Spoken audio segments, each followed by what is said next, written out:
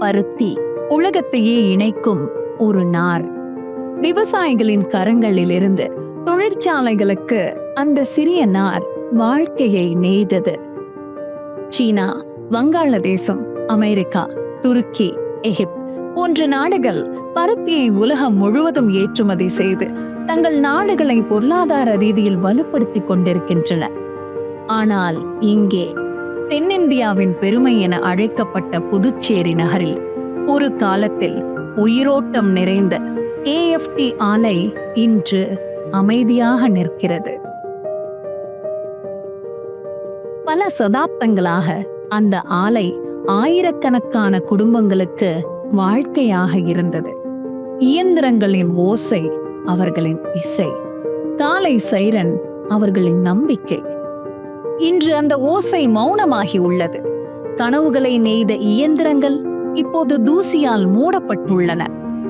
ஆயிரக்கணக்கான தொழிலாளர்கள், ஆண்களும் பெண்களும் வேலை இழந்து ஆதரவின்றி வாழ்கின்றனர். அவர்கள் குழந்தைகள் வளர்ந்தது அந்த மூடிய கதவுகளை கண்டே.